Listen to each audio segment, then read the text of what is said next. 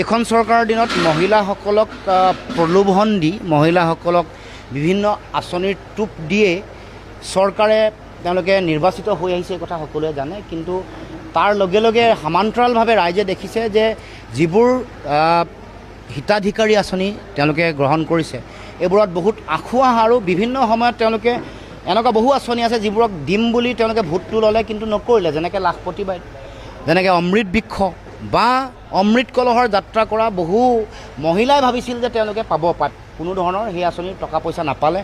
আনকি যোৱা 2024 চনৰ লোকসভা নিৰ্বাচনৰ আগত অৰুণোদয়ৰ ভুৱা ফৰ্ম বিলাই সকলোকে অৰুণোদয় দিম বুলি কৈছিলে, কিন্তু দেখিছোঁ যে অৰুণোদয় ভুৱা ফৰ্ম বিলোৱাৰ পাছত তেওঁলোকে দিয়াৰ সলনি বহু মানুহৰ নাম কাটিলে আৰু নাপাবলগীয়া বহু মানুহে ঘৰ পাইছে। এনেকুৱা ধৰণৰ যিবোৰ আঁচনি আছে যিবোৰক লৈ তেওঁলোকে হিতাধিকাৰীৰ ৰাজনীতি প্ৰলোভনৰ ৰাজনীতি কৰি আহিছে, তাৰ মাজত যিবোৰ তেওঁলোকৰ যিবোৰ তেওঁলোকে ঠগি আহিছে বা তেওঁলোকে পক্ষপাত দুষ্ট আচৰণ কৰি বিভিন্ন তেওঁলোকৰ নিজৰ মানুহক দিছে অথচ বহুত পাব লগা মানুহক দিয়া নাই, সেইবোৰৰ বিৰুদ্ধে সজাগ সচেতন কৰিবৰ কাৰণে আৰু মহিলাসকলৰ মূল যিবোৰ সমস্যা সেই সমস্যাবোৰ আগন্তুক দিনসমূহত যাতে মহিলা শক্তিয়ে তেওঁলোকে সম্বোধন কৰে, যুঁজে আগবঢ়াই লৈ যায়, তাৰ কাৰণে আজি আমি সকলোকে আহ্বান জনাইছোঁ আৰু আশা ৰাখিছোঁ মহিলাসকলৰ ভোটাৰৰ সংখ্যা সমাজৰ আধা।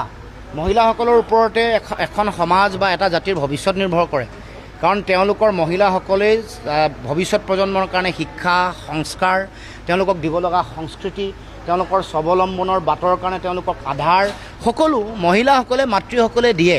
গতিকে আমি আমাৰ দলৰ সংগঠন দলত মহিলাসকল যাতে নিৰ্বাচনত অংশগ্ৰহণ কৰিব পাৰে, তেওঁলোকে যাতে সমাজৰ বিভিন্ন বিষয়সমূহ তেওঁলোকে উন্মোচন কৰি আগবঢ়াই লৈ যাব পাৰে, তাৰ কাৰণে আমি নাৰী সবলীকৰণ তেওঁলোকৰ ব্যক্তিত্বৰ বিকাশ বা তেওঁলোকৰ বিভিন্ন সমাজৰ বিভিন্ন বিষয়সমূহ যাতে তেওঁলোকে জানি বুজি ল'ব পাৰে তাৰ কাৰণে কৰ্মশালা দিয়াৰো আমি পৰিকল্পনা প্ৰস্তুত কৰিছোঁ।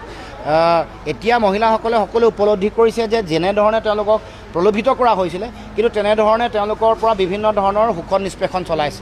খোৱা বোৱা বস্তুৰ দাম বাঢ়িছে, মাটিৰ খাজানা বাঢ়িলে, তাৰ লগে লগে পেট্ৰল ডিজেল গেছৰ চিলিণ্ডাৰৰ দাম বাঢ়িছে, দৰৱৰ দাম বাঢ়িলে, তাৰমানে চামুচেৰে দিছে আৰু তেওঁলোকৰ পৰা বেলচাৰে লৈ গুচি গৈছে, কৰ কাটল বঢ়াইছে, টোল গেট বাঢ়িছে।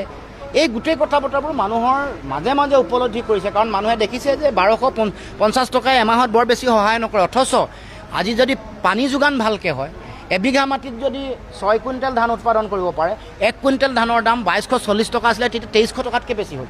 2300 টকা যদি দুবিঘা মাটি থাকিলে অন্ততঃ 6 মাহ তেওঁলোকে এই 1250 টকাতকৈ বেছি ধান বিক্ৰী কৰি তেওঁলোকে জীয়াই থাকিব পাৰে আৰু মেৰুদণ্ড পোনাই থাকিব। স্বাভিমানেৰে নিজৰ হাল আছে, নিজৰ ভৰিত আছে, কৰি খাইছোঁ, কাৰো ওচৰত আমি হাত পাতিব লগা হোৱা নাই। সেই কথা আজি মহিলাসকলে উপলব্ধি কৰিছে। জইন কৰিব বিশেষকৈ বিজেপিৰ মহিলা, অসম গণ পৰিষদৰ কেইবাগৰাকীও নিৰ্বাচনত অংশগ্ৰহণ কৰা মহিলা যিসকল প্ৰাৰ্থী আছিলে তেওঁলোকে অংশগ্ৰহণ কৰিব।